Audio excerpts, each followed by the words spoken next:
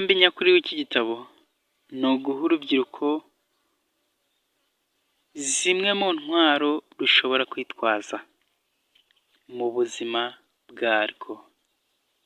Guha urubyiruko zimwe mu ntwaro rukwiriye kwitwaza. Iki gitabo kizafasha ingimbi n'abangavu, gisubize bimwe mu bibazo bakunda kwibaza,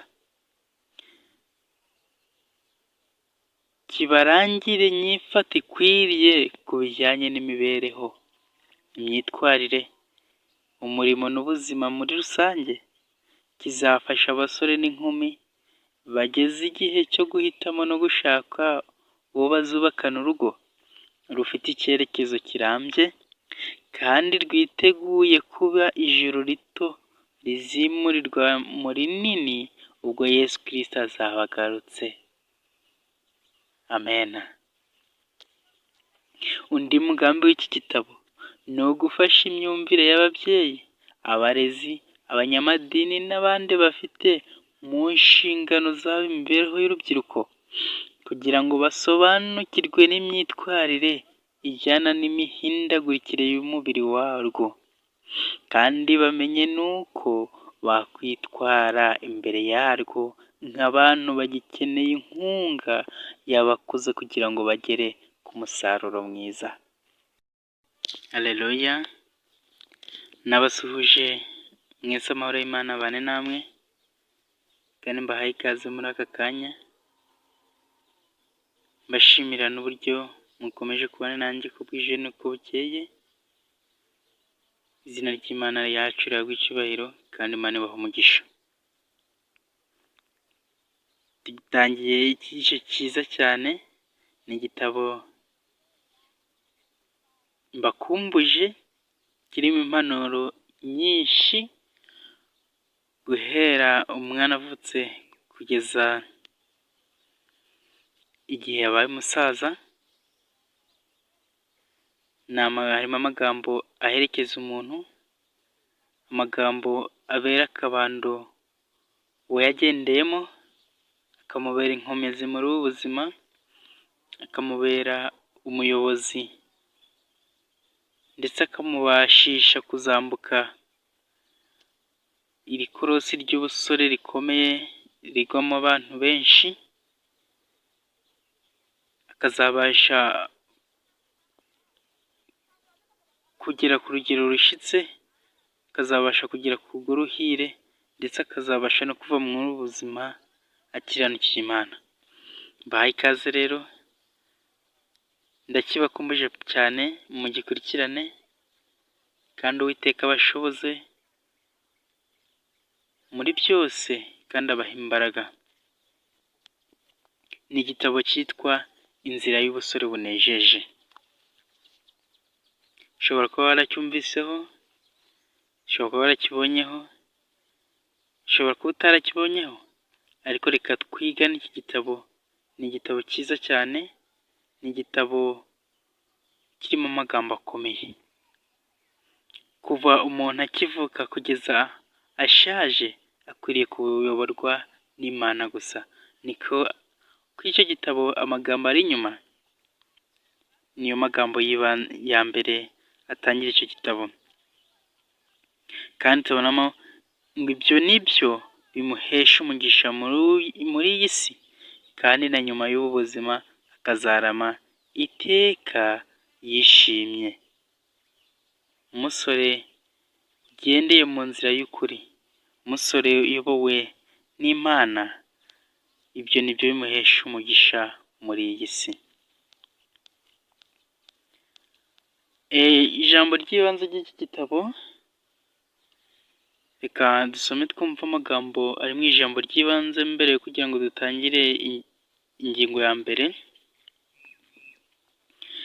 Umugambi nyakuri w'iki gitabo ni uguha urubyiruko zimwe mu ntwaro rushobora kwitwaza mu buzima bwarwo. Guha urubyiruko zimwe mu ntwaro rukwiriye kwitwaza. Iki gitabo kizafasha ingimbi n'abangavu, gisubize bimwe mu bibazo bakunda kwibaza, kibarangire inyifato ikwiriye ku bijyanye n'imibereho, imyitwarire, umurimo n'ubuzima muri rusange. Kizafasha abasore n'inkumi bageze igihe cyo guhitamo no gushaka uwo bazubakana urugo rufite icyerekezo kirambye kandi rwiteguye kuba ijuru rito rizimurirwa mu rinini ubwo Yesu Kristo azaba agarutse. Amena. Undi mugambi w'iki gitabo ni ugufasha imyumvire y'ababyeyi, abarezi, abanyamadini n'abandi bafite mu nshingano zabo imibereho y'urubyiruko kugira ngo basobanukirwe n'imyitwarire ijyana n'imihindagurikire y'umubiri warwo kandi bamenye n'uko bakwitwara imbere yarwo nk'abantu bagikeneye inkunga y'abakuze kugira ngo bagere ku musaruro mwiza. Nk'inshuti y'abasore, iki gitabo ndakibatuye by'umwihariko nk'uko ibikurikira bigiye kubibabwira. Umusore nkunda, akira iki gitabo nutagita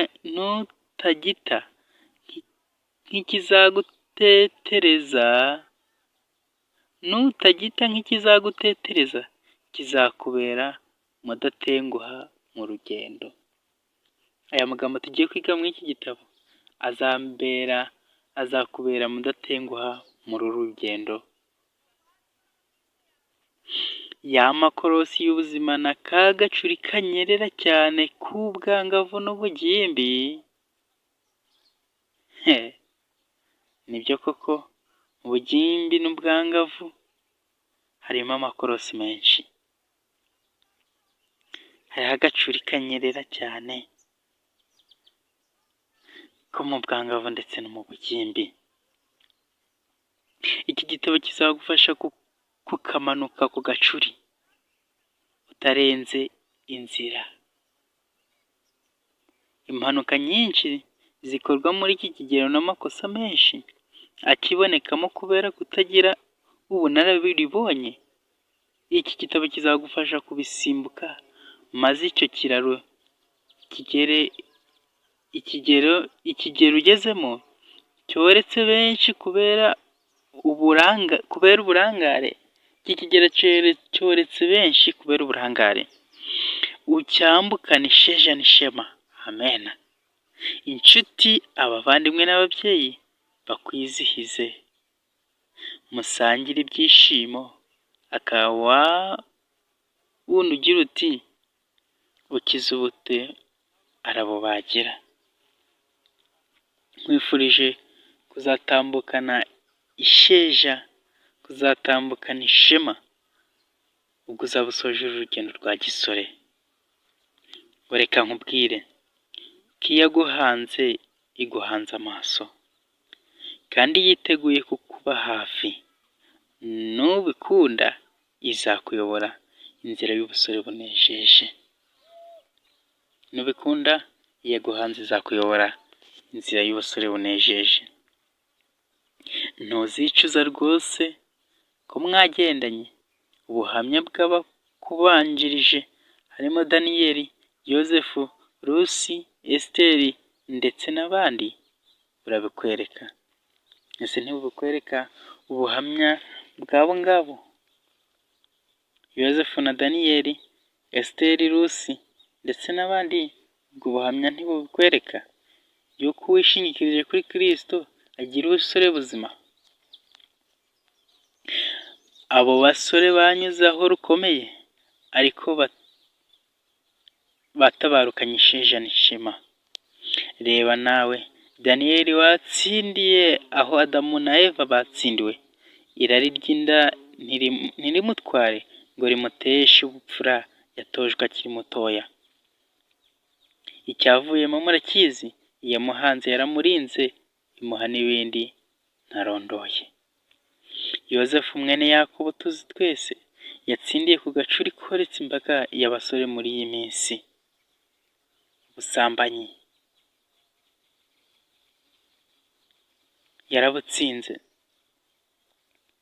ndetse n'abitwa ko basenga bakaririmba karabahitanye, ubusambanyi burabahitanye. Abitwa ko basenga, baririmba, abitwa ko bafite inshingano mu itorero, ubusambanyi burabahitanye. Ariko Yosefu, twibuke yuko muka Potifari yari amufashe ngo baryamane. Yosefu aza kubyanga kuko yari yaratojwe kugendana n'Imana ndetse no kuyubaha.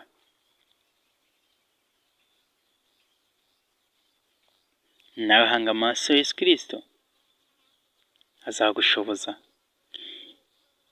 Ntiyatinye guhamya Imana imbere y'umugore uwo twakwita sugar mami,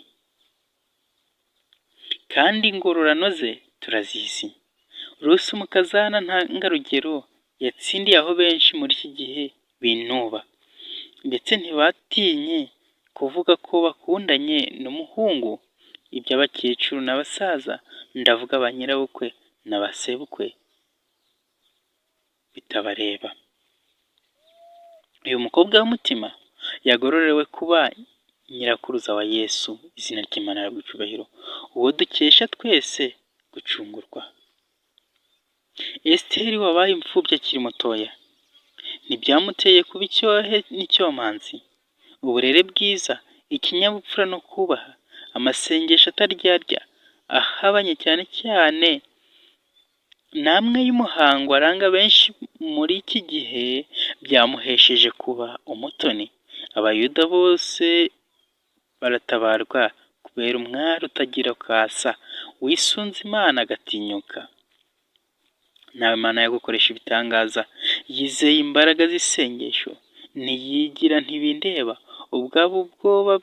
Ubwoko bwe bari mu kaga, yashatse ubwiza buruta ubundi bw'ab'iki gihe bubakerensa, bagakererezwa cyane n'ubwatumye Vashiti bamusenda. Uwavuga y'inzuki ntiyarya ubuki.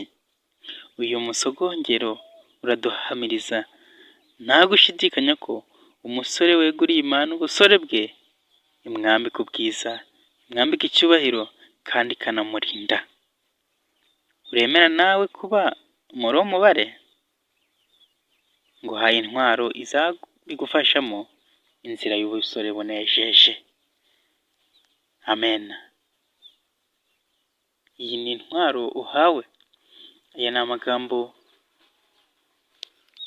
aka ni akabando kazagufasha muri ubu buzima. Ukwiriye kuyategera amatwi y'amagambo kandi uyitondeye, uyahugukiye, kugira ngo abahungu bacu babe nk'ibiti byikuririza bakiri abasore, n'abakobwa bacu bamere nk'amabuye akomeza imfuruka, abajwe nk'uko babaza amabuye arimbisha imyumba, nk'uko boneka muri Zaburi 144 umurongo waho wa 12. Mwana wanjye, niwemera amagambo yanjye ugakomeza amategeko yanjye, bituma utegera ubwenge amatwi, umutima wawe ukawuhugurira kujijuka. Niba uririra ubwenge bwo guhitamo, kandi ijwi ryawe ukarangurura urihamagaza kujijuka, ukabushakisha nk'ifeza, ubugenzura nk'ugenzura ubutunzi buhishwe, nibwo uzamenya kubaha Uwiteka icyo ari cyo, ukabona kumenya Imana. Uwiteka niwe utanga ubwenge, mu kanwa ke havamo kumenya no kujijuka. Mwana wanjye, komeza ubwenge nyakuri no kwitonda, nibiva imbere y'amaso yawe, niko bizaramisha ubugingo bwawe, kandi bizabera ijosi ryawe umurimbo, maze uzagendera mu nzira yawe amahoro, kandi ikirenge cyawe ntikizasitara. Nuryama ntuzagira ubwoba, niko uzaryama, kandi ibitotsi byawe bizakugwa neza, kuko Uwiteka azakubera ibyiringiro, kandi azakurinda ikirenge cyawe gufatwa. Imigani igice cya 2 umurongo wa 1 kugeza kwa 6, n'igice cya 3 umurongo wa 21 kugeza kwa 26. Aya magambo ndayatuye, kandi ukomeze usaba Imana ubwenge, izakuyobora mu rugendo. Kugubwa neza si iherezo ry'urugendo, ahubwo ni uburyo bwo gukora urugendo. Iyi ryari ijambo ry'ibanze riboneka muri iki gitabo tugiye gutangira kwiga, inzira y'ubusore bunejeje. Ese urumva amagambo akubiye muri iki gitabo atari amagambo meza? Muri iki gitabo tuzarebera hamwe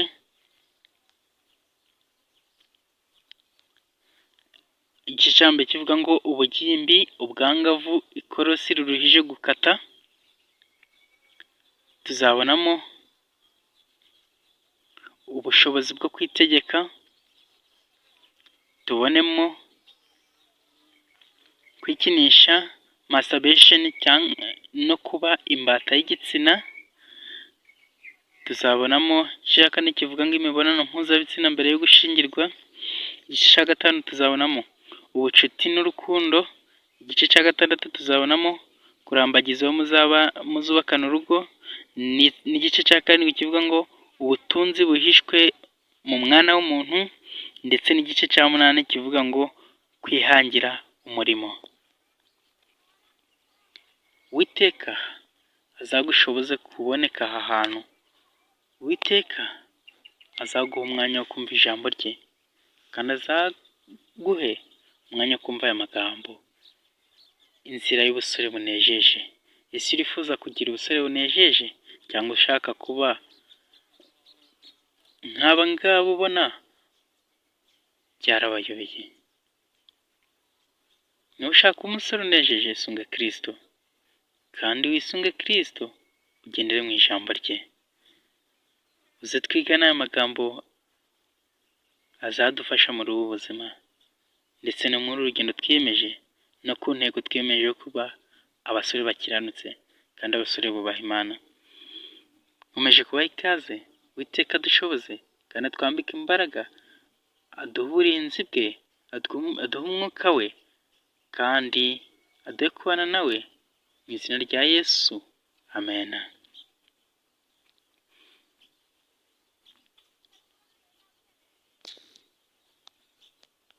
Mbahaye ikaze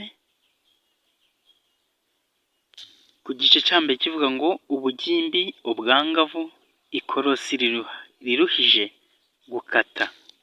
Icyigisho nicyo tugiye gutangiriraho.